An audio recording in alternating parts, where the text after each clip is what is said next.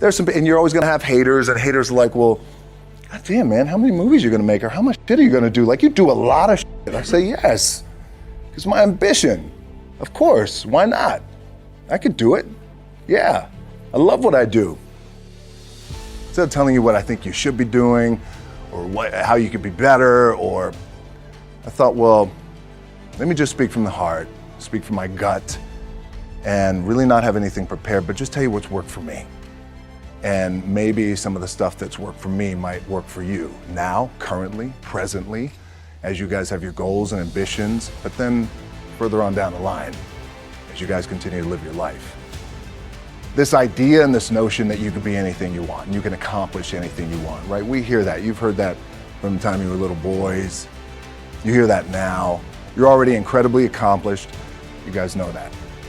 The thing that has worked for me is to remember the hard times.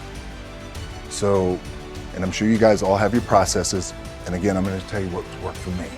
So before a big movie comes out, back in the days when I was wrestling with WWE, a WrestleMania match, anything big that would happen, I would always take a moment and I'd just remind myself, all right, I was evicted when I was 14. We were kicked off the island. We couldn't live in Hawaii. Had no place to live. A lot of shit happened then when I moved to Nashville. I was arrested multiple times by the time I was 16 years old. I would remember that, and it allows me then to be present in the moment and understand, holy, the stuff I have around me right now, this is the shit that I dreamed of when I was a kid. I am here. I played for University of Miami, played for great teams. Warren Sapp, Ray Lewis, they were my teammates. They were balling. Warren Sapp was playing tight end that time. I was starting defensive tackle. Yeah, they moved him over to D-line. And he looked at me, he's like, yo, dude, I'm gonna take your spot. I said, you ain't taking my spot. He said, I'm gonna take your spot. Said, yeah. We battled, and he took my spot. Now you can imagine how that with me, because there goes my opportunity. He went in, switched to defensive tackle, lit the world on fire. Well, what that did, it crushed me, it crushed my dreams. I had a piss poor senior year, zero production, no NFL, no combine invite, nothing. Finally went to the CFL, Calgary Stampeders, making $250 a week Canadian. Now I had to send that home to my wife at that time. Had no money. So I remember that. When I got cut from Canada, my dad in his pickup truck came down 4 o'clock in the morning, picked me up in Miami from Tampa. We lived in a little apartment in Tampa. He drove down in his little pickup truck to Miami to get me when I was cut from the CFL. And I thought, well, I leave home like you guys left home. I'm ready to tackle the world, to get after it, achieve my dreams and goals. Crushed by 22, 23 years old. Now I gotta move back in with my mom and dad. I played on great teams though. Wait a second, this is not supposed to be my future. I'm supposed to be in the NFL right now. I'm supposed to be making a lot of coin and buying my parents, buying me, taking care of my wife, but it never happened. So I pulled out my wallet, I thought, well, let me see how much money I have. I opened it up, I had a 5, a 1, and change. Well, at least I rounded up to $7. But I thought, God, ain't this a bitch? I got $7 in my pocket. Where the f do I go now? What do I do? I can't go back to CFL. Point comes where you hear that voice, big run's over. I'm like, you're done, right? So I heard that voice. So as Coach was saying, man, I hold on to that. I'm telling you, my back is up against this mother. We laugh, we joke, we have a good time, but my back is still up against this mother. I do not forget it. What this also helps me do, and again, it works for me, is at some point, you gotta be tired of not being number one. You have to be, and you gotta play angry, and I play angry. Now, I'm cool and calm with my approach, and when I step out on my field, which is a set, or, you know, like, and you're always gonna have haters, and haters are like, well, God damn, man, how many movies are you gonna make, or how much shit are you gonna do? Like, you do a lot of shit. I say, yes, it's my ambition. Of course, why not? I could do it. Yeah, I love what I do. And not only that, but in what world do we not work every day? My back is up against this thing, you know, and I started to play angry, by the way, and I still play angry. My last match, Brock Lesnar, transitioned, and I realized if I had to be great at something, I wanted to be great in this world of Hollywood and movie making and producing and entertainment, I had to commit, and like you guys have to commit. Obviously, you commit to something, commit to the goal.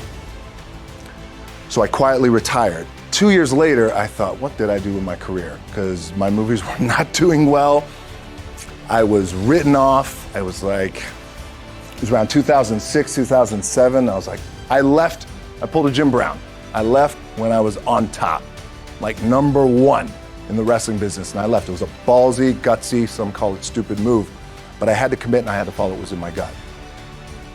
What helps me is to keep the hard times in the front of my mind, because it allows me to go into these big moments that I've worked my ass off, and you guys have worked your ass off. It allows me to go into these big moments with a different perspective.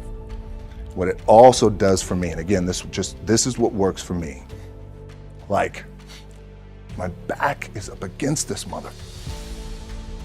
Every day, it's against this fucking wall.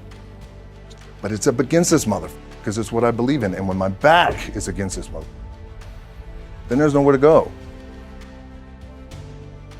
But that way, that's it.